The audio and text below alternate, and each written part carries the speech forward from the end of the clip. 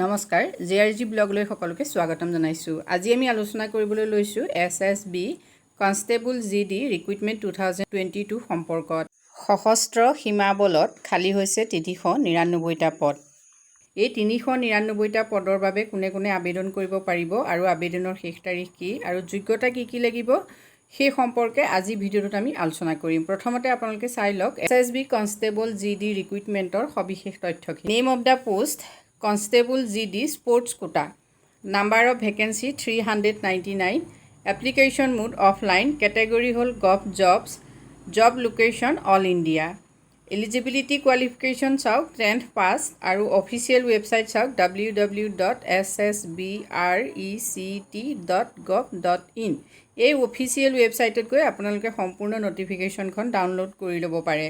অৱশ্যে এই ভিডিঅ'টোৰ ডেছক্ৰিপশ্যন বক্সত মই সম্পূৰ্ণ নটিফিকেশ্যনখন দি দিম, তাত আপোনালোকে সবিশেষ তথ্যখিনি চাই ল'ব।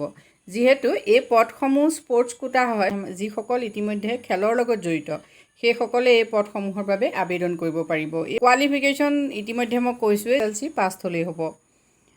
SSB CT GD application fees আপোনালোকে চাই লওক। ফৰ জেনেৰেল OBC EWSৰ বাবে 100 আৰু SC ST বাবে এপ্লিকেশ্যন ফিজ নাই। মিনিমাম এজ লিমিট চাওক 18 ইয়াৰ্ছ হ'বই লাগিব আপোনাৰ এপ্লাই কৰিবৰ বাবে আৰু মেক্সিমাম এজ হ'ল 23 ইয়াৰ্ছ। যিহেতু এইবিলাক গভৰ্ণমেণ্টৰ চাকৰি হয় গতিকে এজ ৰিলেক্সেশ্যন থাকিবই। Candidates who belong to SC ST category তেওঁলোকৰ বাবে 5 বছৰ ৰিলেক্সেশ্যন থাকিব আৰু যিবিলাক OBC কেটেগৰী হয় তেওঁলোকৰ বাবে 3 ইয়াৰ্ছ থাকিব। সবিশেষ তথ্যখিনি আপোনালোকে নটিফিকেশ্যনত চাই ল'ব। নেক্সট SSB চেলাৰী চাওক। Level 4 pay matrix ₹21,700 to 69,100 as per the 7 CPC আৰু আদাৰ যিখিনি এলাউন্সেছ সুবিধা সেইখিনি আপোনালোকে নিশ্চয় পাবই। চিলেকশ্যন মোড চাওক। ডকুমেণ্ট ভেৰিফিকেশ্যন হ'ব, ফিজিকেল আৰু মেডিকেল এক্সামিনেশ্যন হ'ব। এইখন চাওক, এইখন অফিচিয়েল নটিফিকেশ্যন। এই নটিফিকেশ্যনখন আপোনালোকে ভালকৈ চাই ল'ব, যিহেতু নটিফিকেশ্যনখনত সম্পূৰ্ণ তথ্যখিনি দিয়া আছে। এতিয়া ইণ্ডিয়ান চিটিজেনছ মেল ফিমেল মানে মহিলা পুৰুষ ইয়াত সকলোৱে আবেদন কৰিব পাৰিব আৰু এই গ্ৰুপ চিৰ পোষ্ট হয় নন গেজেটেড নন মিনিষ্টেৰিয়েল। এইখিনি আপোনালোকে চাই ল'ব। নেক্সট আহিলে কি ধৰণৰ খেলৰ লগত আপুনি জড়িত হ'লে আবেদন কৰিব পাৰিব সেইখিনি আপোনালোকে চাই লওক। আৰ্চাৰী, এথলেটিক্স, নেক্সট আহিলে basketball, body building, boxing, cycling এইখিনি আপোনালোকে চাব। ফুটবল মানে সকলো খেলেই আছে ইয়াত। বিশেষভাৱে খেলখিনি আপোনালোকে চাই ল'ব।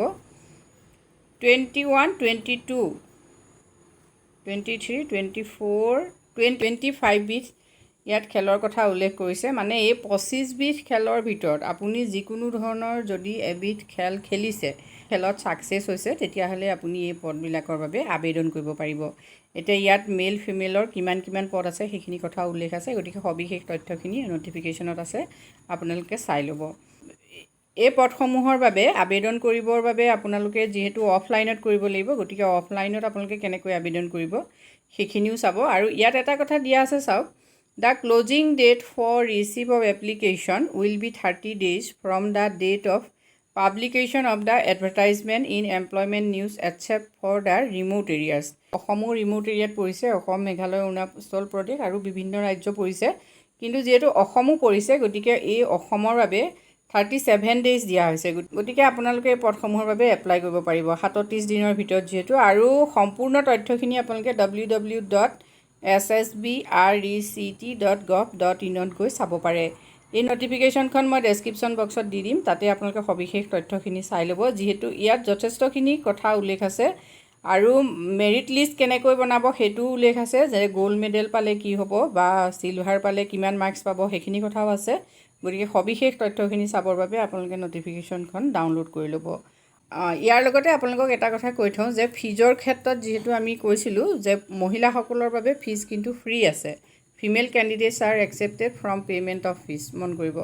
হাউ টু এপ্লাই ইয়াত চাওক। SSB ৱেবছাইট যিটো আছে এই ৱেবছাইটত আপুনি কেয়াৰফুলি কি কৰিব, গোটেই সম্পূৰ্ণ তথ্যখিনি চাব। ইতিমধ্যে মই কৈছোঁৱেই এপ্লিকেশ্যনখন যিহেতু আপোনালোকে অফলাইনত দিব লাগিব, গতিকে application for the post of এতিয়া যিটো পদৰ বাবে আপুনি এপ্লাই কৰিছে সেই এনভলপটোৰ ওপৰত আপোনালোকে এনেকৈ লিখি দিব লাগিব, এইখিনি চাই ল'ব।